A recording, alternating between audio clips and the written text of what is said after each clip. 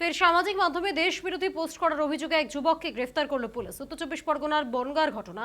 জানা গিয়েছে ধৃতের নাম রাজেন শেখ। উত্তর চব্বিশ পরগনার কৃষ্ণচন্দ্রপুরের বাসিন্দা সে।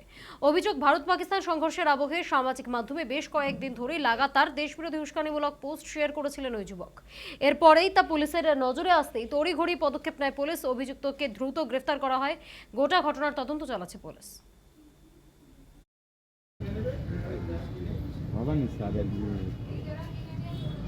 বনগাঁ থানার পুলিশ রাজেন শেখ নামে একজন ব্যক্তিকে, যার বাড়ি বনগাঁ থানার অন্তর্গত কৃষ্ণচন্দ্রপুর গ্রামে, একে গ্রেপ্তার করে আজকে বনগাঁ লানেট এসিজিএম কোর্টে প্রডিউস করেছে। ওর বিরুদ্ধে যেটা অভিযোগ আছে, ও তার ফেসবুকে বিভিন্ন রকম অশালীনমূলক কথাবার্তা এবং দেশের যেটা ক্ষতি হয়, দেশ বিরোধী, সেই সমস্ত কিছু মন্তব্য রয়েছে, যেটা পরিষ্কারভাবে এখনই আমাদের পক্ষে বলা সম্ভব না। কারণ এইগুলো যদি প্রকাশ হয় তাহলে দেশের মধ্যে একটা অশান্তির বাতাবরণ তৈরি হতে পারে। সেই জন্যে পুলিশ এটা যখনই ইনফরমেশান হলো তাকে গ্রেপ্তার করেছে এবং এইটা যাতে এই ধরনের প্রচার যাতে বন্ধ থাকে সেই মর্মে পুলিশও দৃঢ় পদক্ষেপ নিয়েছে।